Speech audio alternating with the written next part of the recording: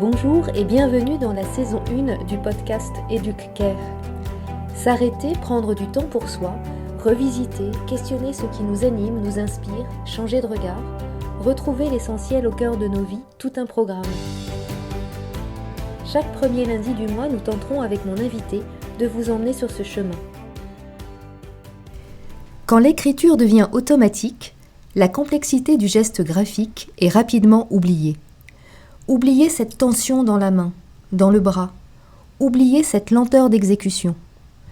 Le chemin parcouru pour écrire avec plaisir, pour oser laisser un message, envoyer une lettre, ce chemin a parfois été laborieux. Mais quelle joie de laisser une trace, une pensée, un mot d'amour et d'être lu, compris. Car l'enjeu est bien celui-là, celui d'être lu. Une écriture parle de soi, révèle une partie de nous. Contemplons nos écritures, celles de nos proches, de nos élèves. Quelles réactions provoquent-elles quand nous les avons sous les yeux ? Envie de lire ? Répulsion immédiate ? Ou il va falloir déchiffrer ? L'écriture, le geste graphique, nécessite parfois une rééducation lorsque certaines difficultés s'installent, perdurent et qu'apparaît un mal-être chez l'enfant, l'adolescent ou l'adulte. Dans cette situation particulière, comment accompagner, soulager, redonner confiance ? C'est ce que nous allons explorer avec mon invité. C'est au cours de son master en sciences du langage que mon invitée, Élise Arval, a découvert la graphothérapie. Un vrai coup de cœur pour ce métier, comme elle aime à le dire. Déterminée, patiente et curieuse, elle met toute son énergie et sa bonne humeur pour accompagner petits et grands dans son chemin de réconciliation avec son écriture et avec lui-même. Elle a une belle palette de propositions et déjà 3 ouvrages à son actif et 2 à venir. Je suis ravie de recevoir pour EducCare Élise. Bonjour Élise, bienvenue. Bonjour Evelyne, merci pour ce beau portrait. Alors, évidemment, pour poser les bases de notre échange, peux-tu définir le champ d'action de ton métier de graphothérapeute, d'en clarifier les contours par rapport à celui du métier de graphologue, qu'on soit bien au clair sur les deux ? Avec plaisir. Donc déjà, pour faire le point, effectivement, le ou la graphologue va faire une analyse de l'écriture manuscrite de la personne dans le but d'en tirer ses principaux traits de personnalité. Donc ça a surtout été utilisé fut un temps dans le recrutement, encore maintenant pour analyser le profil du candidat, et on peut aussi également s'en servir pour l'orientation professionnelle ou scolaire, pour aider les gens à mieux se connaître et du coup choisir un poste, une voie plus adaptée à sa personnalité.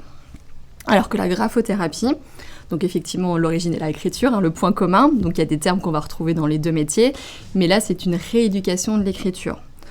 Vraiment au terme du geste graphique, vraiment au niveau moteur, donc au niveau de la forme des lettres, de la vitesse, pour que l'écriture soit lisible, que le scripteur n'ait pas de douleur ou de crispation en écrivant, et que l'écriture soit suffisamment rapide en fonction de l'âge bien évidemment, mais qu'il puisse suivre en cours, lors de formation pour prendre des notes, à son travail, etc. Donc déjà c'est une différence à ce point-là, et nous c'est vraiment la rééducation, on n'est pas là pour apprendre à écrire à l'enfant, parce que ça reste du domaine scolaire, mais on est là pour accompagner des enfants, des adolescents ou des adultes qui peuvent éprouver des difficultés au niveau du geste graphique, mais qui ont appris à écrire. C'est ça, donc on est vraiment dans un accompagnement. Exactement. Ok. Alors, ce cadre étant posé, je remonterai volontiers à l'origine de cette orientation professionnelle, puisque j'ai quand même su à un moment donné que tu aurais bien aimé peut-être devenir professeur des écoles, mais quel a été l'événement déclencheur qui t'a amené à t'engager plutôt dans ce type d'études spécifiques quand même ? Alors pour le coup, ça a été vraiment le fruit du hasard, parce qu'effectivement, je voulais être maîtresse depuis vraiment toujours, et j'ai jamais changé d'avis. Pour le coup, c'était assez bien défini dans ma tête. Et depuis le plus jeune âge, en tout cas, je savais que je voulais travailler avec les enfants. C'était une évidence pour moi. Donc j'ai fait tout mon parcours dans cette optique-là, donc jusqu'au master sciences du langage. Et en fait, pendant mes études, j'ai toujours eu des jobs étudiants. Et un jour, en parlant avec une de mes collègues, elle me dit « Ah, je consulte une graphothérapeute pour mon fils, etc. » Je me dis « Mais qu'est-ce que c'est que ça ?» Parce que j'avais entendu orthophoniste, psychomotricien, ergothérapeute, psychologue, etc. Mais jamais graphothérapeute. Et du coup, là, elle commence à m'expliquer que son enfant, donc, est multi-10, Donc des difficultés en écriture. Donc multi-10, donc avec beaucoup de difficultés. Exactement. Okay. Et donc devait été suivie par une orthophoniste et on lui avait parlé de la graphothérapie. Et voyant que je m'intéressais vraiment au sujet et connaissant mon objectif de devenir enseignante, elle m'a dit mais écoute, tu devrais la contacter, elle est super gentille, n'hésite pas. Découvrir peut-être. Exactement. Donc je me suis dit, bon, allez, n'ayons pas peur, prenons nos téléphones et je lui ai expliqué tout simplement pourquoi je venais, etc. Et en fait, il s'est trouvé que c'était l'ancienne professeure de mathématiques de mon frère. Donc du coup, je voyais qui c'était de visu parce que j'étais dans le même collège. Et elle m'a accueilli très gentiment dans son cabinet une après-midi. Donc voilà, ça m'a permis de voir un petit peu comment les séances se déroulaient. Et après, elle m'a conseillé des lectures pour moi que j'approfondisse. Et au début, j'étais juste partie dans le fait de le faire pour avoir un bagage en plus pour être enseignante. Parce que moi, je voulais vraiment faire la classe de CP justement pour l'apprentissage de l'écriture. Ou le CM2 pour préparer les enfants au passage au collège, mais du coup, là, il y a le personnalisation de l'écriture, la vitesse qui augmente, etc. Mais du coup, l'écriture, c'était vraiment quelque chose qui me tenait à cœur dans le métier d'enseignant. Et finalement, je me suis dit, mais en fait, pourquoi pas me lancer à mon compte et on verra ce que ça donnera. Et au final, depuis 2014, j'ai pas passé le concours d'enseignant et je suis seulement. Du coup, juste graphothérapeute et pas graphothérapeute et enseignant, parce qu'il y a des gens qui ont la double casquette. Alors en même temps, c'est vrai que tu n'as pas passé le concours, mais tu es quand même bien au clair sur ce qu'était le métier d'enseignant et les besoins qu'il peut y avoir en écriture et d'accompagnement quand on a des troubles ou des difficultés au début, pas forcément des troubles tout de suite, pour pouvoir aider un enfant qui est en grande difficulté. Alors, tu as bien expliqué il y a quelques minutes que ton activité professionnelle consiste bien à rééduquer l'écriture, on est vraiment dans ce domaine-là. Est-ce que ça veut bien dire que c'est restaurer une écriture qui est déficiente et que ça travaille aussi sur le bien-être, que ce soit chez l'enfant qui est plus jeune, chez l'adolescent ou l'adulte, on est clair là-dessus, ça joue vraiment sur tous les tableaux? Bien sûr, parce que du coup, l'écriture, c'est comme le reflet de soi. La graphologie, nous on évoquait tout à l'heure que là, on laisse quand même une image, je veux dire, ça, une trace. Une trace, exactement, donc c'est un moyen de communication, mais on montre aussi qui on est, on laisse quelque chose, un message, donc c'est vraiment beaucoup d'émotionnel. Et puis à l'école, on passe quand même 60% du temps en tâche écrite, ce qui est quand même plus de la moitié du temps, donc c'est pas négligeable. Et l'enfant d'avoir des remarques qui peuvent être peut-être négatives sur son travail aussi, va peut-être créer un blocage ou une frustration. Un enfant qui va être lent, de ne pas pouvoir aller aussi vite aussi, ça va le braquer. Un enfant qui perd des points parce qu'il n'a pas fini de remplir son évaluation, va être frustré de tout le travail qu'il a pu mettre en œuvre, de savoir la réponse et pas pouvoir le montrer aussi qui sait. Donc ça engendre aussi... Ça pénalise en fait énormément. Exactement. Et puis on réfléchit aussi à la manière dont l'enfant va prendre du temps et n'ose pas forcément aussi montrer son travail, parce que montrer une trace, quand on écrit difficilement, alors je ne vais pas dire écrire mal, mais je le mettrai entre guillemets, c'est difficile de dire mais en fait c'est ce que je produis, et ça c'est difficile à entendre aussi. Oui, parce qu'on voit des enfants justement qui retouchent énormément. Quitte à... Et du coup, ça devient limite, on ne comprend plus, ou ils perdent énormément de temps à vouloir faire 3 fois la lettre parce qu'ils veulent tellement que ce soit parfait, le plus ressemblant au modèle ou à la maîtresse, etc. Et du coup, il y a ce côté aussi, des fois, pour certains enfants, de perfection. Et au final, c'est pas ce qu'on demande non plus. Parce que du coup, il y a une pression qu'ils peuvent, eux, se mettre d'eux-mêmes, pas forcément de l'entourage, ou les deux aussi. Mais du coup, aussi prendre du recul en me disant que là, c'est pas un cours de calligraphie ou c'est pas un concours d'écriture, il faut être lisible. Mais c'est aussi un outil de communication, donc ça doit être efficace, en fait, l'écriture. Donc on doit être lisible, certes, mais aussi on doit être rapide, parce que sinon, on va pas avoir le temps de prendre en eux ce qu'on veut. Il faut passer des messages quand même de façon rapide aussi. Donc donc il y a les critères aussi, il n'y a pas que la lisibilité qui rentre en compte dans l'écriture. Alors justement, c'est intéressant quand tu parles de certains critères, parce que quand nous parlons d'une écriture qui est déficiente, est-ce qu'on parle uniquement de dysgraphie? Est-ce que, en fait, quand on vient te voir, est-ce que c'est le principal motif de consultation, ou bien est-ce que les personnes que tu reçois s'adressent aussi à toi pour d'autres raisons? Donc là, généralement, tout le temps, c'est les parents qui viennent à moi pour une difficulté au niveau de l'écriture, mais dans la majorité des cas, le diagnostic de dysgraphie n'est pas posé. Les parents viennent parce que soit l'enseignant leur a dit écoutez, là on voit que l'écriture c'est compliqué pour votre enfant, il y a des solutions qui existent, ou un autre spécialiste que l'enfant consulte déjà oriente aussi vers le geste d'écriture parce qu'il voit qu'il y a des difficultés à ce niveau-là. Donc il y a une difficulté qui est repérée. Exactement. Ou les parents juste aussi des fois qui s'alarment, qui veulent savoir si c'est normal que l'enfant ou non arrive à écrire, parce que c'est normal encore à cet âge-là d'avoir ces difficultés-là, de pas tenir correctement son stylo, etc. Donc ça voudrait dire... Là, on sent qu'en fait, il y a une demande par rapport à une norme où on a envie que son enfant soit en fait au bon endroit par rapport à son âge, son niveau de classe et sa maturité déjà. Exactement. Puis il y a des parents qui s'inquiètent aussi avec plus en fin de primaire, mais avec l'arrivée au collège, Est-ce qu'il va réussir à suivre le rythme? Parce que là, bon, Prise primaire, de notes, on est un peu plus chouchouté, on va dire, en petits groupes, etc. Donc voilà, mais effectivement, à la base, c'est pour une difficulté d'écriture, parce que de toute façon, la dysgraphie, du coup, c'est un trouble. Et donc, du coup, pour qu'il puisse être posé, il faut vraiment qu'il y ait toute une équipe autour de l'enfant qui ait posé le diagnostic. Il faut faire vérifier la vue, faire vérifier l'ouïe, qu'il n'y ait pas de problème au niveau de l'intellectuel, parce que forcément, si l'enfant a un QI en dessous de la moyenne, les problèmes d'écriture, c'est une conséquence aussi. Ça peut arriver aussi, ça peut être des troubles associés. Exactement, si l'enfant ne voit pas, forcément, son écriture va être déficiente, mais il n'y a pas proprement une dysgraphie, mais qui est une conséquence d'un autre trouble aussi.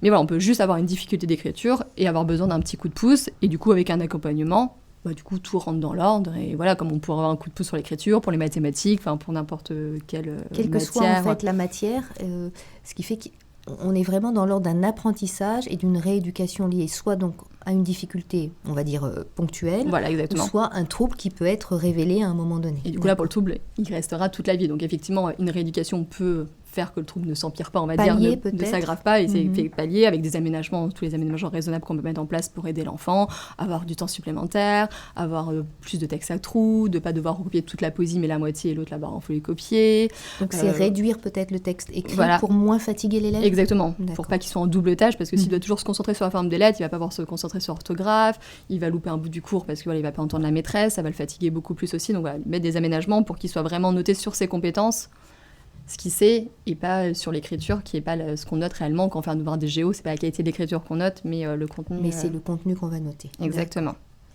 Alors ça, au moins, on aura posé déjà ce cadre-là. Alors justement, on parlait de dysgraphie. Est-ce que tu peux nous donner la définition exacte pour qu'on soit bien au clair sur ce que c'est que la dysgraphie? Bien sûr. Du coup, la définition de la dysgraphie, selon Ajuar Guerra, il est décédé, un neuropsychiatre et psychanalyste, donc c'est le premier à avoir travaillé sur justement la graphothérapie dans les années 50. Donc il définit ça comme la qualité de l'écriture est déficiente dans son aisance, sa clarté et ou sa vitesse, alors qu'aucun déficit neurologique ou intellectuel ne l'explique. Ce que je faisais le lien avec tout à l'heure, que forcément il faut faire un bilan global pour voir d'où viennent ces difficultés d'écriture. Quand on a un doute particulier, on peut aller explorer un petit peu plus loin. Exactement. D'accord. Alors déjà, ça permet vraiment de poser le cadre et je t'en remercie. Alors de ce fait, maintenant, concrètement, comment se déroule une séance de graphothérapie? Y a-t-il, comme en sophro, on l'a vu sur le podcast précédent, des principes ou un protocole à respecter? Comment tu fonctionnes? Ah, effectivement. Alors dans tous les cas, il y a l'échange avec les parents qui nous contactent généralement par téléphone. Donc voilà, je prends le temps d'échanger avec eux pour connaître un petit peu la situation de l'enfant. Est-ce que déjà au premier échange, je pense que je peux les aider, ou tout de suite je sens qu'il y a peut-être quelque chose de plus profond à creuser, et peut-être commencer dans l'ordre aussi, quitte à ce qu'ils reviennent me voir plus tard, mais voilà, pour pas non plus surcharger l'enfant de bilan, de rééducation. Trop de process ou en tout cas de rencontres. Okay. Exactement. Si on estime qu'on est tous d'accord pour qu'il y a besoin d'un bilan graphomoteur, du coup je reçois donc les parents et l'enfant. Donc là, première étape. Exactement. Déjà les rencontrer pour commencer. Donc je demande en amont aux parents de remplir ce qu'on appelle l'anamnèse. Donc ce qui est l'histoire de l'enfant en fait. Donc au début, il y a tout ce qui est numéro de téléphone, administratif on va dire, pour pouvoir le joindre. Mais après, ce qui nous importe surtout, c'est pourquoi l'enfant vient. En tout cas, pourquoi ils viennent avec lui et ils s'inquiètent. Exactement. Est-ce que c'est parce que l'enfant est trop lent? Est-ce que l'enfant se plaint de douleur quand il écrit? Est-ce que l'enfant, tellement il écrit vite, du coup il en devient illisible? Est-ce que l'enfant fait des lettres en miroir? Il y a plein de motifs, et parfois plusieurs, qui peuvent se combiner. Et aussi, qui les envoie vers moi, en fait? Est-ce que c'est une démarche personnelle parce qu'ils ont repéré d'après eux une difficulté et ils voudraient savoir si oui ou non? Est-ce que c'est un autre spécialiste, comme on l'évoquait tout à l'heure? Ça peut être bien évidemment les enseignants qui sont aux premières loges. Donc voilà, donc tout ça, ça me permet aussi de pouvoir m'orienter vers les autres spécialistes ou les enseignants, si c'est eux qui ont remarqué une difficulté, pouvoir échanger avec eux pour comprendre pourquoi ils me l'ont envoyé également. Et ils le connaissent mieux que moi, donc forcément, ça me donnera des informations aussi, en plus des parents. Je leur demande aussi, du coup, évidemment, si l'enfant est suivi par d'autres spécialistes, pour avoir les coordonnées, pour échanger avec eux, parce que l'important, c'est de faire progresser l'enfant, donc plus on a d'informations... Et donc, quelque chose qui est assez global. Exactement. Je leur demande les principales étapes de développement de l'enfant, voir si déjà il n'y a pas eu un problème au niveau de l'accouchement, de la grossesse, de la propreté, du langage, parce que tout ça aussi donne des idées au niveau du développement global de l'enfant, donc psychomoteur, donc la motricité globale, qui va ensuite influencer forcément la motricité fine. Je demande aussi si l'enfant a des loisirs, des choses à côté pour un peu le connaître. Est-ce qu'il passe beaucoup de temps devant les écrans ou au contraire, c'est un enfant qui fait beaucoup de choses créatives, qui passe beaucoup de temps dehors ou non. C'est vraiment dans l'idée de le connaître le mieux possible. Exactement. Et après, pouvoir lui proposer des choses qu'il aime aussi en rééducation afin de l'aider au mieux. Comment les parents le définissent dans sa famille. Est-ce qu'il s'entend bien avec ses parents, ses frères ou sœurs, Est-ce qu'il a tendance à être dans le conflit ou au contraire plutôt renfermé. En classe, comment ça se passe aussi, comment sont ses notes, quelles sont les matières qu'il aime, qu'il n'aime pas, vraiment dans le but de vraiment le connaître dans sa globalité et de rien laisser passer, éviter de laisser passer un indice qui pourrait... Les éléments qui pourraient te donner des indices sur son fonctionnement. Exactement. Une fois qu'on a fait tout ça, donc là, moi, je demande aussi après, une fois que les parents sont sortis, parce que lors du bilan, je garde l'enfant seul avec moi. Et après, là, je prends le temps aussi de demander à l'enfant est-ce qu'il est d'accord ou non avec ce que ses parents ont dit, en lui expliquant que ça reste entre nous, c'est pour, je suis là pour lui, donc c'est son temps aussi à lui. Et c'est le moment de dire ce qu'il pense, qu'il a envie. Est-ce qu'il est d'accord de venir aussi? Est-ce que ça lui fait sens de venir? Dans quel état d'esprit il est? Est-ce qu'il comprend pourquoi il vient aussi? Et il y a des enfants, pour eux, il n'y a pas de difficulté. Ils sont là parce que ils sont bien gentils, leurs parents leur ont dit de venir et ils viennent, mais ils ne voient pas trop pourquoi ils doivent venir. Donc il y a ce temps aussi d'échange avec l'enfant pour le mettre... Si on récapitule, il y a l'anamnèse qui permet vraiment d'avoir une approche globale de la vie de l'enfant, de ses envies, de ce qu'il réussit ou pas, de la manière dont il est. Et puis après, quand tu es toute seule avec lui, tu te lances sur des tests, comment tu fonctionnes? Voilà, exactement. Donc après, ce petit dessin, je peux rassurer l'enfant aussi, parce qu'il reste seul avec moi, donc il y a déjà eu les parents avant, mais pour créer au maximum un climat de confiance et de bienveillance aussi. Donc là, effectivement, il y a plusieurs tests. Il y a des tests pour voir la vitesse, pour comparer à des moyennes, évidemment, voir si l'enfant il est très en dessous ou très au-dessus. Bon, s'il y a quelques lettres de près, c'est différent, mais déjà avoir des idées. Des tests aussi au niveau de la motricité fine. Pour les notions aussi de temps et d'espace, parce que dans l'écriture, du coup, il faut s'organiser sur une feuille. Aussi, il y a un rythme de l'écriture, donc si ça n'est pas maîtrisé, ça peut poser des problématiques. Est-ce que le schéma corporel est maîtrisé? Est-ce qu'il connaît le nom des parties de ce corps, de ses doigts? Parce que si on dit à l'enfant, pose ta main comme ça, tiens ton stylo avec ton pouce et ton index, il faut que ton avant-bras repose sur la table, mais qui ne sait pas ce qu'est l'avant-bras et le pouce et l'index, ça va être compliqué d'aider. Et on se rend compte qu'il y a quand même, en tout cas moi dans les enfants que j'ai eu, il y en a énormément qui ne connaissent pas le nom de leurs doigts. Même des adolescents, c'est généralement le pouce, l'index, et après c'est majeur, je ne sais pas, et rikiki. Et du coup même des ados de 16-18 ans, quand je dis des grands ados. Donc là on se dit effectivement peut-être que quand on lui a passé des consignes... il n'a pas forcément tout compris non plus. Exactement. Donc ce genre de test, anamnèse, des tests précis, sur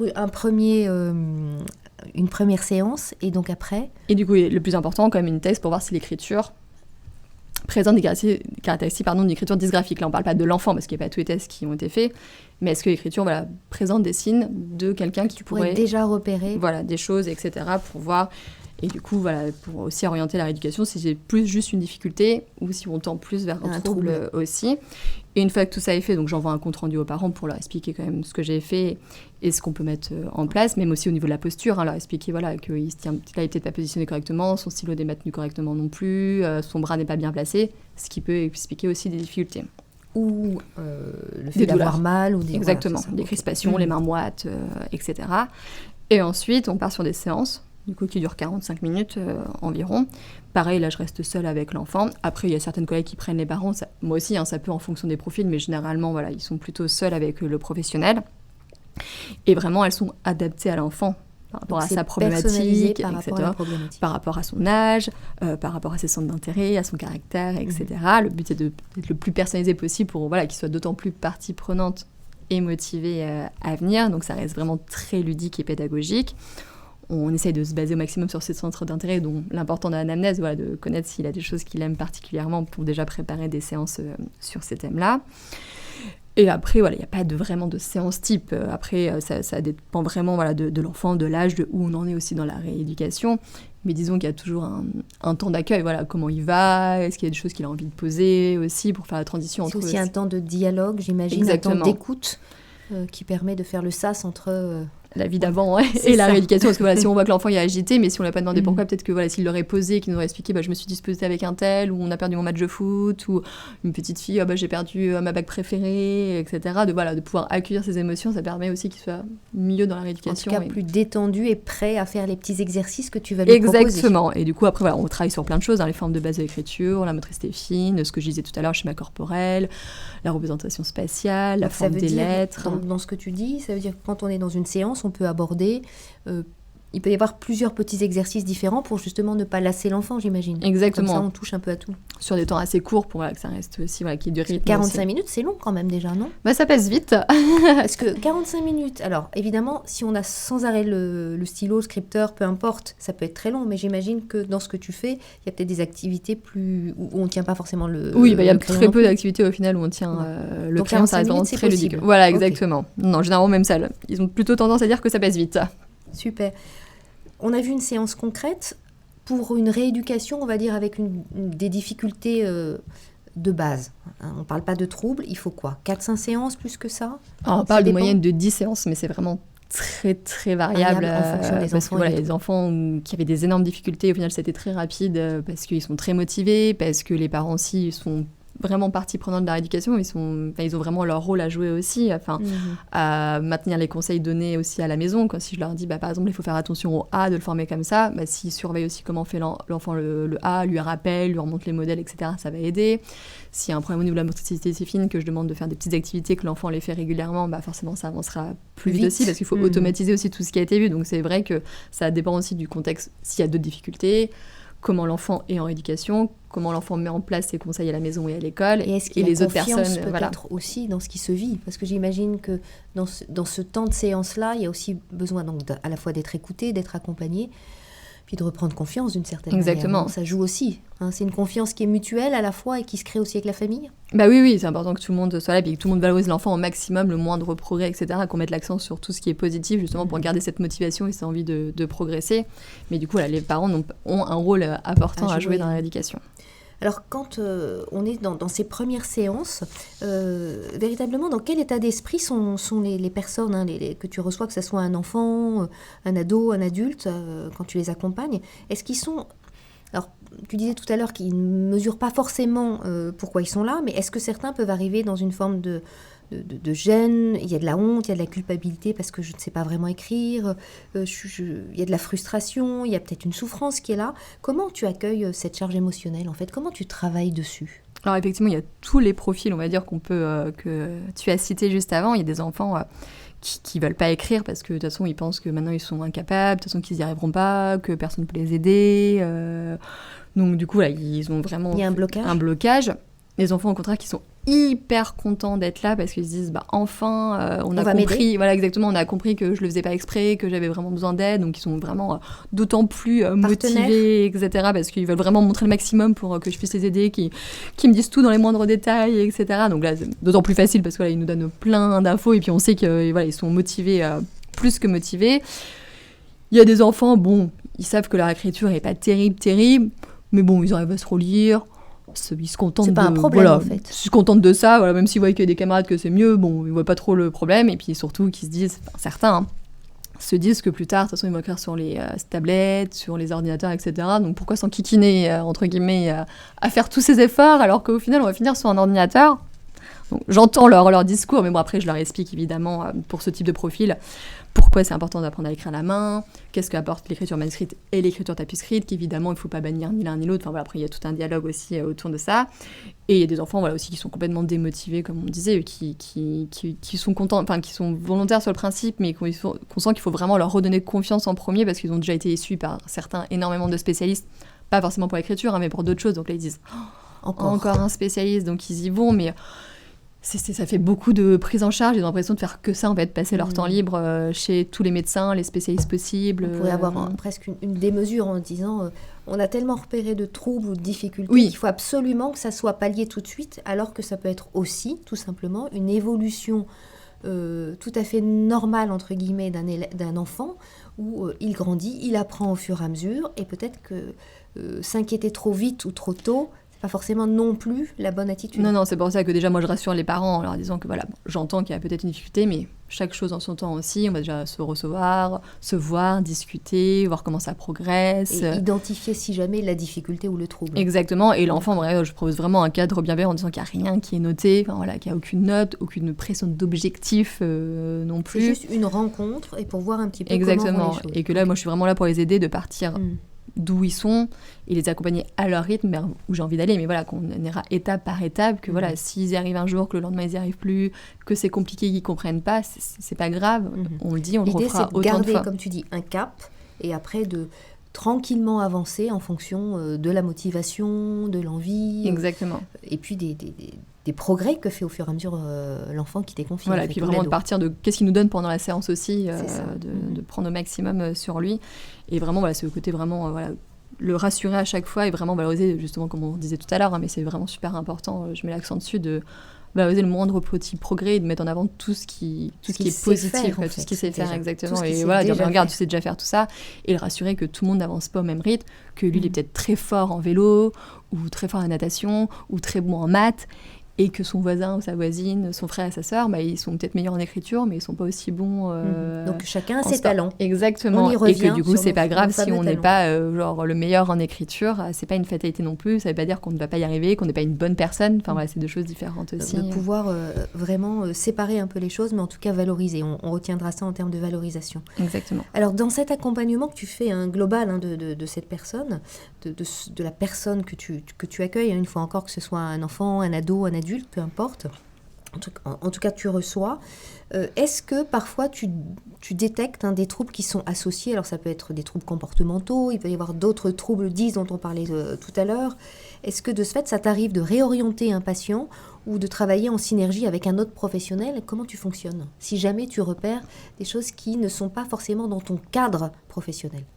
Alors oui, à toutes les questions. Donc effectivement, je peux recevoir, je dis des enfants, mais des adolescents, mais bien sûr, des adultes effectivement, qui ont déjà des diagnostics de posés, que ce soit dyspraxie, dyslexie, dysorthographie, ça c'est... Tout ce qui concerne les 10, on va dire, d'accord.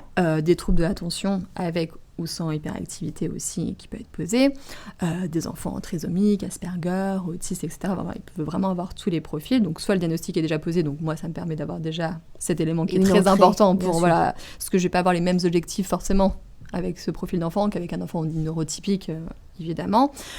Je peux avoir aussi des enfants au potentiel, donc c'est pas un trouble, mais on sait que c'est parce qu'ils ont un QI au-dessus de la moyenne qu'ils n'ont pas des difficultés d'écriture non plus, donc voilà, c'est à dissocier aussi. Donc vraiment, il peut y avoir tous les types de profils peuvent venir consulter pour une difficulté ou un trouble.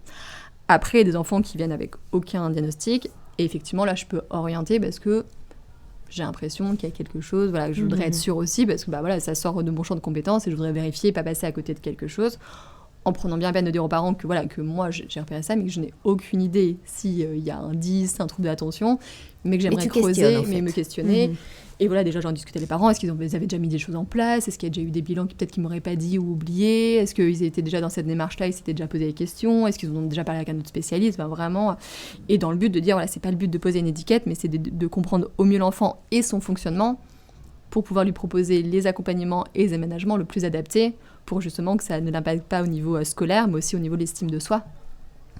Et bien prendre en compte que déjà lui expliquer qu'il a ce trouble-là, expliquer qu'est-ce qu'est le trouble et quel impact ça a, pas que sur l'écriture, mais sur ses apprentissages, sur son comportement, sur ses émotions, et lui expliquer, ce trouble a cet impact-là, donc voilà ce qu'on va faire pour essayer de t'aider, et montrer que c'est pas une fatalité non plus, et qu'on est tous différents aussi, et que c'est pas parce qu'il a ce 10 que c'est une mauvaise personne, ou qu'il ne va pas réussir à faire les études qu'il souhaite également. Donc là, dans ce que tu dis, il y a vraiment un côté où on rassure énormément, où tu expliques ce que tu fais. Oui, parce que je pense que c'est aussi important je pense que c'est de toute façon, toujours expliquer pourquoi je fais cet exercice-là à l'enfant et aux parents aussi, vraiment mettre du sens aussi, parce que plus on met de sens, plus on sera motivé, et on comprendra, on aura un vie... On pourra peut-être beaucoup plus entrer dans ce que tu proposes à partir du moment où on sait pourquoi on le fait, en fait. Exactement. Et justement, comme tu disais, travailler en synergie avec d'autres professionnels, c'est hyper important, parce que le but, moi, vraiment, c'est pas de surcharger les enfants en rééducation et du coup de pouvoir échanger avec eux, voir qu'est-ce qu'on priorise, qu'est-ce qui est le plus important à ce moment-là, parce que tout est engrenage aussi, donc travailler sur un point, ça va forcément découler aussi sur d'autres points, donc comment on fait pour aider l'enfant au mieux sans le surcharger et le dégoûter aussi. Mais bien sûr, parce qu'il y a à la fois déjà l'école, on repère des troubles ou des difficultés au niveau de l'écriture et ça s'ajoute encore en termes de prise en charge, donc ça peut être très compliqué. Donc c'est pour ça que c'est important de dialoguer avec les autres professionnels et les enseignants pour justement l'aider au mieux sans l'étouffer et le surcharger, qui passe pas tout son temps libre. Surtout pas, parce que sinon on va les perdre aussi de toute façon. Exactement. Alors tu as choisi de travailler au domicile des patients. Quels bénéfices tu peux identifier dans cette pratique par rapport à des séances plutôt en cabinet ? Alors, qu'est-ce que ça apporte justement d'aller chez le patient ? Déjà de voir leur environnement, du coup où ils ont l'habitude de travailler, à quoi ressemble leur environnement de travail, est-ce qu'ils travaillent dans leur chambre, sur la table de cuisine, dans le salon, dans la chambre du grand frère ou de la grande sœur, dans le bureau des parents, etc.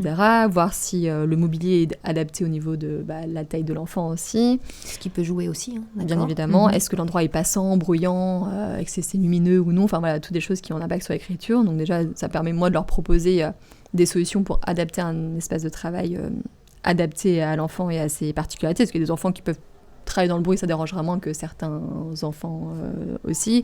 Des enfants qui vont préférer travailler debout, d'autres non. Donc ça me permet d'avoir ce côté avec les parents, de rencontrer plus de membres de la famille généralement aussi, parce que j'ai peut-être plus tendance à croiser les frères et sœurs, la nounou, la fille au père qui va garder, ou le nounou, parce que c'est déjà dans les femmes, mais il y a aussi des hommes. Peut-être croiser plus facilement les parents, maintenant que le télétravail en plus, ça permet qu'ils soient parfois là, alors que quand c'est en cabinet, c'est généralement qu'un des deux parents qui emmène l'enfant aussi, parce que tout le monde ne va pas emmener toute la fratrie, etc. Donc ça me permet aussi des fois de rencontrer d'autres personnes. Ça me permet aussi de voir ce que l'enfant peut avoir déjà comme jeu, comme matériel, comme support pour travailler l'écriture. Même si, évidemment, je prête du matériel si besoin, mais là, je sais que s'il y a des jeux que je sais que ça peut aider pour l'écriture avec l'enfant là, je me dis, c'est bien, il aime bien, il le connaît déjà, donc je lui dis, ça sera plus facile de lui proposer exactement, à ce moment-là. Est-ce que tu pourrais pas faire une petite partie, ou je dis aux parents, faites une petite partie ce week-end, etc. Donc comme ça, ça fait pas racheter des choses aux parents. Donc c'est à la fois l'environnement, et c'est aussi le climat, j'imagine, oui. Ce que tu dis. Il y a ça exactement. Aussi, et puis du coup, pour les enfants aussi qui ont généralement beaucoup d'activités ou beaucoup de spécialistes, ça fait gagner des temps de trajet aussi, donc ils sont généralement moins fatigués que quand c'est eux qui font les déplacements. Et qu'ils viennent jusqu'au cabinet. En fait. Exactement. On est d'accord. Dans tous les cas, les deux ont des avantages, le cabinet et chez eux, mais voilà. Mais là, de ce fait, le fait d'aller au domicile, c'est quand même plus facilitant. Et puis, comme tu le dis, ça donne une idée de l'environnement, du contexte dans lequel l'enfant peut faire ses devoirs, tout simplement, et de voir ce qui pourrait l'aider davantage à être plus à l'aise, mieux assis, etc. Alors, l'écriture, on l'a vu, c'est quand même une activité motrice une activité motrice fine et complexe, très complexe. Sa construction, on le sait, s'inscrit vraiment dans le temps. C'est un apprentissage qui prend énormément de temps. Alors, à quel moment un parent et un enseignant peuvent ensemble, parce que je pense que le fait vraiment de se parler et d'avoir une réflexion commune, peuvent ensemble se poser la question d'une rééducation de l'écriture. Alors, si je te lance toutes mes questions, c'est à peu près vers quel âge, quels sont les troubles, les signes d'alerte, les difficultés qu'il est nécessaire de prendre en compte ou de repérer, quelles clés de lecture on peut leur donner pour les aider, sachant que, on peut s'inquiéter parfois trop vite, on l'a un petit peu dit tout à l'heure, mais là, est-ce qu'il y a vraiment des signes ou des difficultés qui sont à repérer et qui nous permettraient de se dire, là, il faut y aller, en fait. Alors, effectivement, comme tu disais, la collaboration parent-enseignant est vraiment important, parce que l'enseignant va voir l'enfant toute la journée aussi. Il a l'habitude de voir d'autres enfants du même âge, donc du coup, là, c'est pas le but de comparer, mais il a plus un œil qu'un parent. Bon, s'il a un enfant unique, peut-être se rendra moins compte s'il y a un retard ou une avance, mais du coup, plus un décalage, alors que l'enseignant a cet œil aussi de professionnel. Et les parents connaissent bien leur enfant, leur histoire, comme disait l'anamnèse aussi, qui n'aurait pas forcément évoqué un enseignant parce qu'il ne voyait pas le lien, mais en discutant, va me dire peut-être qu'il s'est passé ci, il s'est passé ça, il a eu cette maladie, cet accident, il y a une année où il y en a eu 2 décès, donc il n'était pas très bien, et du coup à l'école on a senti qu'il était moins concerné. Une petite sœur ou un petit frère est arrivé, tout Exactement, est possible. donc tout est possible, donc du coup on va d'échanger, quand l'enseignant pose des questions, ou même moi, c'est pas dans le but de curiosité proprement dite, c'est vraiment de pouvoir voir tous les éléments qui pourrait amener à une difficulté ou un trouble. Exactement, donc c'est pour ça que c'est vraiment important le dialogue entre tous les professionnels, enseignants inclus. Ensuite, pour les signes d'alerte, alors effectivement, il y a des choses vraiment qui peuvent mettre... à repérer, quelque chose qui serait... Après, il y en a plein, là j'ai pas le temps de tout dénommer, mais quelques listes qui peuvent donner la puce à l'oreille, on va dire, que ce soit aux parents ou aux enseignants. On va commencer par la grande section, parce qu'avant, les enfants sont quand même un peu jeunes pour parler. Même déjà grande section, ils sont encore en train d'apprendre à écrire, mais disons qu'on rentre plus activement dans l'écriture proprement dit. Ça peut être un enfant qui a tendance à changer de main pour écrire. Un coup écrire à la main gauche ou colorier, je dis écrire, mais colorier, dessiner, peindre. Alors après, sachant qu'effectivement, la latéralité au niveau manuel, elle se fixe réellement vers 6-7 ans. Oui, grande section, c'est un peu tôt quand même. Mais s'il y a vraiment beaucoup de changements de main... Ça questionne. Ça questionne. Si c'est une fois de temps en temps qu'il change de main, parce qu'il a son doudou dans une main, du coup il a pris le crayon dans l'autre main, c'est différent que si, entre eux, moi j'ai des enfants, ils commencent une phrase, ils changent de main et ils finissent l'autre. Là, d'accord. Et des enfants qui changent de main parce qu'ils me disent « Ah, mais on a changé de main parce qu'on a mal ». Donc du coup, c'est pour ça que c'est aussi intéressant de se questionner sur ce changement. Est-ce que c'est juste dans le développement de l'enfant ? Et là, c'est totalement OK. Mais si on me demande « Mais pourquoi tu changes de main ?» Parce que j'ai mal, parce que je sais pas trop, Donc c'est repérer un signe et questionner. Exactement. Pour vérifier vraiment si ça correspond, d'accord ? Après, des enfants qui vont avoir tout ce qui est difficulté au niveau des exercices qui font oculomotrices, donc par exemple enfiler des perles, faire des lacets, lancer une balle, tout ça, il faut que l'œil et la main soient coordonnés. Donc si on voit que c'est un peu compliqué aussi, parce que quand on écrit, on a besoin des deux. On a besoin des deux. Des enfants qui vont dire « Ah, il fait jamais attention, il écoute pas, j'ai l'impression qu'il est dans la lune. » On peut difficulté d'attention, de concentration. Donc on sort du jugement et on essaye de voir ce qui se passe derrière. Voilà, pourquoi il paraît dans la lune, pourquoi il se met au travail 5 minutes après tout le monde. Donc ça peut être intéressant. Les enfants qui vont avoir du mal à reproduire les formes qu'on leur montre, que ce soit au début les carrés, les ronds, faire des boucles, etc. Toutes les formes, pourquoi ils n'arrivent pas à les reproduire. Des enfants qui vont faire des coloriages très impulsifs, pas réussir à respecter le cadre du coloriage, à maîtriser leur appui sur l'outil aussi, de ne pas s'appuyer ou de trop appuyer. Ou trop appuyer, dans ce cas on troue le papier. Exactement. Ça on a déjà vu. Un enfant qu'on aurait déjà peut-être opéré des difficultés au niveau de la vue et de l'ouïe, donc on peut se dire du coup peut-être que bien vérifier tout ça, est-ce que les lunettes sont encore à la bonne correction, parce que peut-être que c'est pour ça qu'il y a des difficultés pour écrire, parce que on n'a pas mis à jour, ou il y a peut-être besoin d'un orthoptiste alors qu'avant il y avait juste besoin de lunettes. Et des enfants qu'on va dire, j'aime pas trop ce terme, mais maladroits, avec leur col un peu malhabile.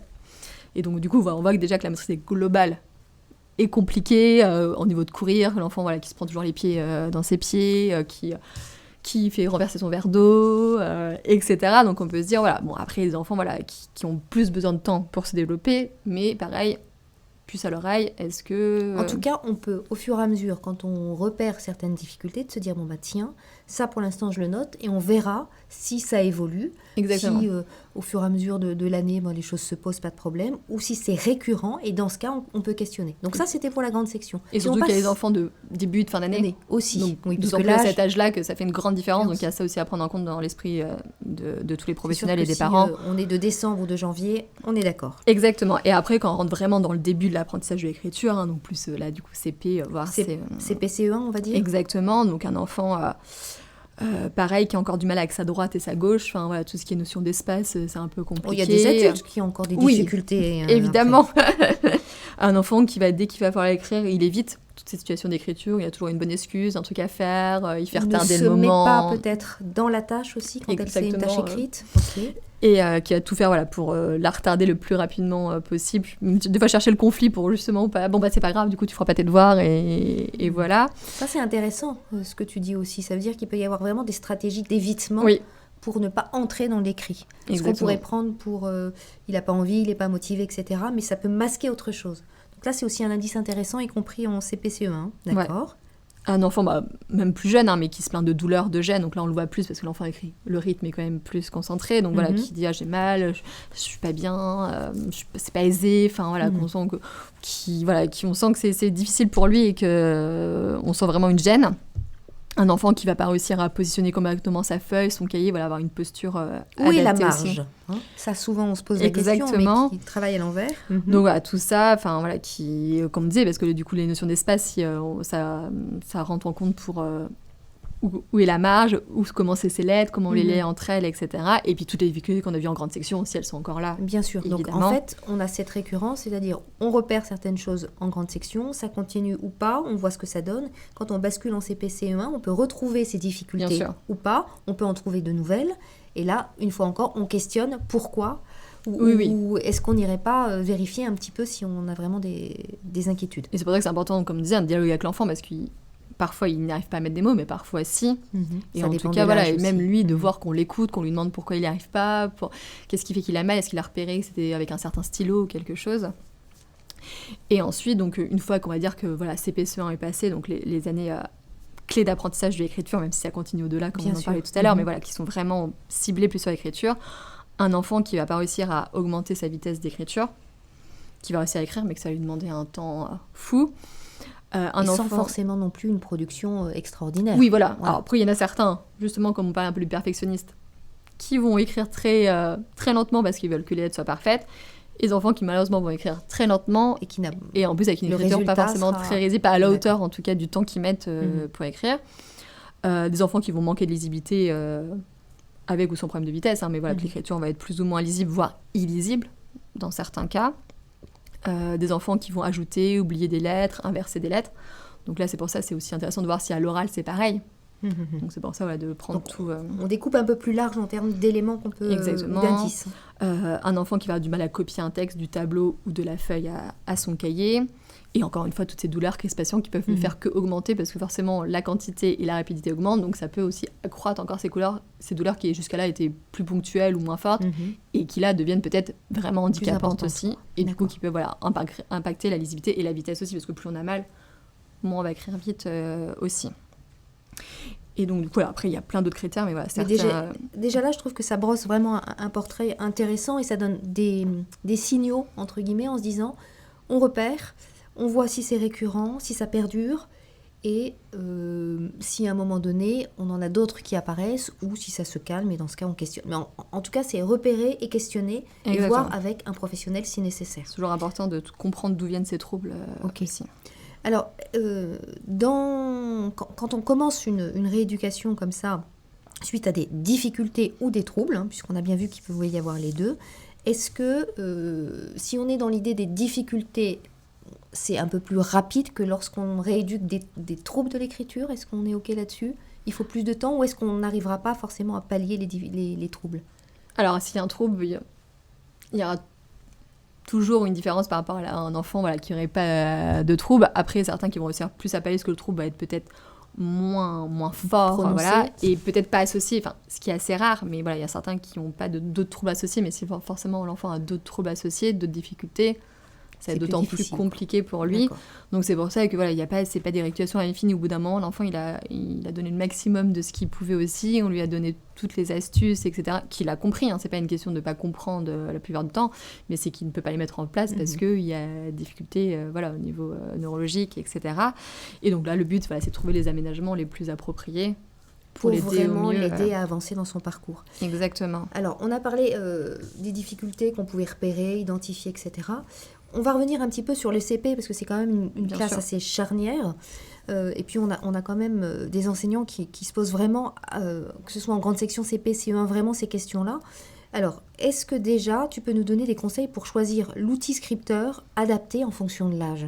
Est-ce que, par exemple, pour débuter en CP, on reste sur un crayon à papier? Est-ce qu'on passe tout de suite au stylo bille, aux plumes? Comment on fonctionne? Et est-ce qu'un guide doigt, c'est toujours une bonne idée? Alors, plein de questions. On y va. On y va. Mais juste avant, ça me fait penser, quand tu dis justement l'enfant de CP, parce que je pense aux enfants qui ont fait des sauts de classe. Oui.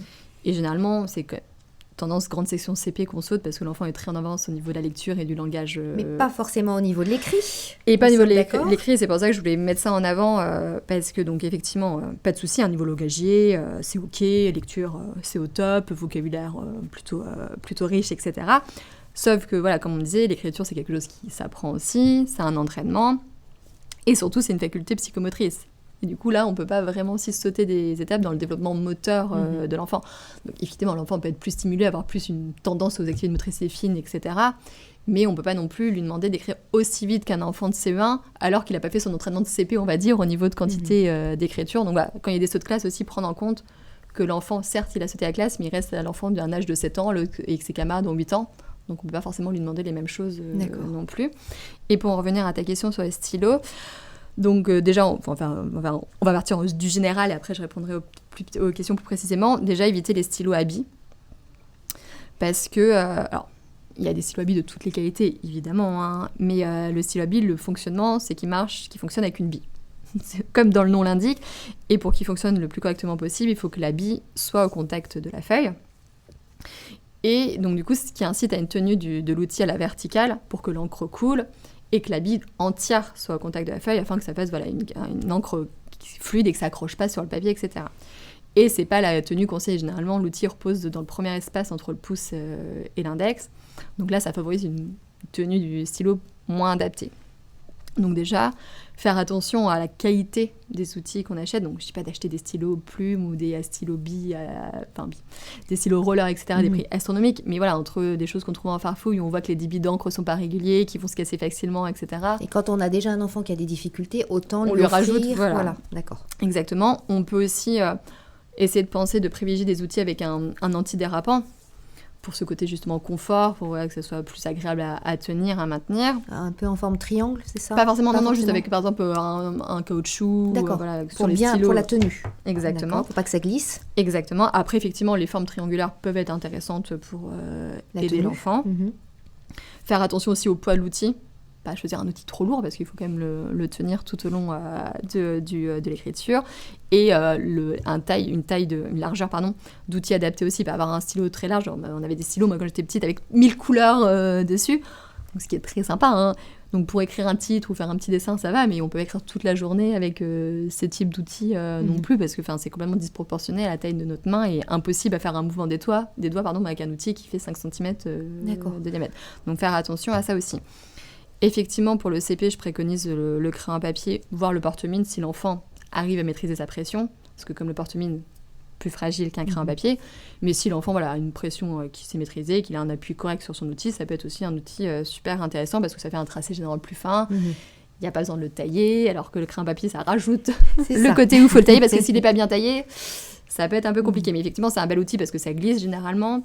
On peut aussi adapter la dureté de la mine pour des enfants, en fonction, s'approcher au plus de son profil. Ça glisse, on peut le gommer, donc ça rassure aussi les enfants, le fait que ça gomme, etc. Donc moi, je trouve que c'est un bel outil vraiment à utiliser, moi je dirais au moins jusqu'au mi-CP. Avant de les lancer. Vraiment avant de les lancer, et même encore après, si nous avons besoin. Moi, je sais qu'en rééducation, on travaille beaucoup crayon papier, porte-mine. Mais après, je sais qu'il y a des exigences au niveau, des fois les enseignants, faire passer, mais je pense que si l'enfant il a besoin exactement d'avoir... Et peut-être qu'il le demande aussi par lui-même, parce que, je veux dire, à un moment donné, on a aussi envie de grandir. Bien sûr. Se sent plus à l'aise avec un crayon à papier ou porte-mine, et puis on a envie de passer au stylo plume, peut-être. Et moi, j'ai des enfants qui disent « Ah, mais moi, je préfère au crayon à papier, mais la maîtresse veut pas, ou le maître veut pas. » Et du coup, ils sentent qu'ils sont plus à l'aise, qu'ils en ont encore besoin, mais qu'en fait, on les contraint. Et du coup, c'est pour ça aussi, c'est important, toujours ce dialogue avec l'enfant. On revient avec ce dialogue, oui, tout à fait. Toujours. Et pour le stylo plume, alors, toujours compliqué. Alors, c'est un très bel outil, le stylo plume, effectivement, mais c'est un outil aussi fragile et pas facile à manipuler. Donc, pour moi, c'est OK si l'enfant, déjà, en a envie. Premièrement, parce que des enfants qui n'ont pas spécialement envie d'écrire au stylo plume. Et un enfant qui a une pression aussi, parce qu'ils sont adaptés, parce qu'on va abîmer la plume, voire la casser. Et on rachète des stylos. Ça va accrocher aussi si on a une mauvaise tenue, posture, etc. Donc ça, c'est un outil qui est OK sur le principe, si tout est OK, on va dire. S'il n'y a pas de difficulté particulière, pourquoi pas. Et que l'enfant ait envie. Et du coup, sinon, ce qui est vraiment privilégié, c'est tous les stylos à encre liquide. Donc les rollers ? Exactement. D'accord. Et en plus, maintenant, on a des rollers qui s'effacent avec un effaceur, comme pour le plume, et qui ont vraiment... Non, mais je ne vais pas donner la marque, mais il y a plusieurs marques, pour le coup. Okay. Et donc, du coup, là, pour les enseignants qui voudraient vraiment ce rendu plume, on peut proposer ces outils qui sont beaucoup moins fragiles, Mhm. qui s'effacent également. Et il y a le système cartouche d'encre aussi en plus à changer. Enfin, vraiment, il n'y a que le fait qu'il n'y ait pas de plume. Et donc, du coup, ce qui fait qu'il y a moins de différenciation aussi entre les enfants au niveau du rendu de l'écriture, pas un crayon papier et un stylo plume. Et là, on reste Donc, on est d'accord que ce qui est le plus important, c'est quand même qu'on laisse le temps à l'enfant d'entrer dans un rythme et de se sentir suffisamment à l'aise dans son tracé, dans le rythme, etc., avant de passer à un scripteur qui sera peut-être plus performant ou plus conforme à ce qui peut être attendu. Exactement. Ou demandé par l'enseignant. Et pour les guides doigts, alors moi je suis pas pour, mais vraiment dans les cas spécifiques et parce qu'il en existe déjà beaucoup des guides doigts. D'accord. Donc déjà il n'y a pas un guide doigt pour tous les enfants. Donc déjà ça, voilà, on ne peut pas donner un guide doigt à toute la classe et dire que ça ira pour tout le monde. Donc les guides doigts, c'est quand il y a des empreintes sur un petit manchon, voilà. Et après, il y a ce qu'on appelle des manchons, et du coup là, c'est juste pour rajouter un peu de largeur à l'outil et avoir ce côté anti-dérapant qui passe sur tous les stylos. Donc ça peut être en mousse ou en silicone. Donc ça, par contre, c'est super intéressant d'avoir ce côté confort à ajouter. Mais les guides doigts, c'est vraiment à réfléchir avec l'enfant aussi, si on en propose, à proposer plusieurs modèles aussi, parce que voilà, il y en a qui sont plus ou moins contraignants. Ce qui n'empêche... que ça peut être contre-productif, en fait. Totalement. D'accord. Et du coup, il faut faire attention parce qu'il faut quand même travailler la motricité fine, la bonne tenue du stylo, etc. à côté. C'est pas une solution miracle. C'est pas on donne ça et tout se règle. Il y a quand même tout le travail à faire en amont. aussi en et amont. Puis en même temps, oui. Et il y a certains enfants qui veulent pas du tout que ça gêne et que ça sera totalement inefficace, comme vous dites. Donc c'est vraiment à prendre avec des pincettes. Dans certains cas, c'est très utile et très intéressant. Mais c'est vraiment pas une solution miracle. Il faut vraiment tester. Voilà. D'accord. Donc on retiendra des possibilités, mais c'est surtout s'adapter aux difficultés de l'enfant, lui laisser le temps, puisqu'on reste sur un apprentissage, un accompagnement, et puis on teste au fur et à mesure. Exactement. On arrive presque déjà à la fin de ce podcast. Alors, quels conseils on pourrait donner aux parents et aux enseignants pour un dernier petit conseil, voilà, pour aider les parents et les enseignants dont les enfants ou les élèves ont des difficultés. Qu'est-ce qu'il faut À quoi il faut vraiment être attentif, peut-être soit dans la relation, dans la manière d'accompagner? Est-ce qu'il y a une chose ou deux qu'il faudrait absolument... sur quoi il faut être vigilant, en fait?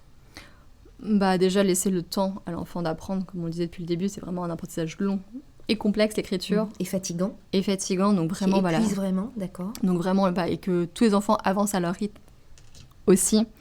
Donc vraiment, leur laisser le temps de grandir, d'apprendre, de s'intéresser à l'écriture, parce qu'il y a aussi le côté maturité des enfants qui ne les intéressent pas non plus spécialement. Et c'est ok, bon, bien sûr, au bout d'un moment, ils vont devoir écrire, mais voilà, on peut prendre aussi le temps de les emmener gentiment vers l'écriture aussi, et pas avoir des exigences en moyenne section de devoir savoir écrire, tenir son crayon, etc. D'accord, donc adapter vraiment à l'âge. Voilà, et surtout, bannir les lignes d'écriture. Dans tous les cas, pour des enfants qui aient des difficultés ou non, pour le coup, c'est pas dans tous les profils, parce que c'est complètement contre-productif s'il n'y a pas tous les prérequis qui sont là, comme on disait, Louis l'a vu, le schéma corporel, les notions spatiales, la motricité globale. Tout ce qu'on travaille avant en maternelle. Exactement. Pour préparer le geste graphique. Si tout ça est ok, l'enfant va rentrer avec beaucoup plus de facilité ou très facilement sans aucune difficulté dans l'écriture. Et là, ça sera, pour lui, ça sera beaucoup plus aisé que lui demander trop tôt sans avoir travaillé ses prérequis là avant. Donc, si vous voulez aider votre enfant justement à rentrer dans l'écriture, faites-lui de la pâte à modeler, de la pâte à sel, des jeux de construction. Tout ce qui va en fait développer la motricité fine. Exactement. C'est le meilleur conseil et ce qu'on peut faire partout. Super, merci, parce que déjà, ça nous permettra d'avoir quelques petits conseils pour chacun et pour avancer. Merci pour cette première partie de podcast.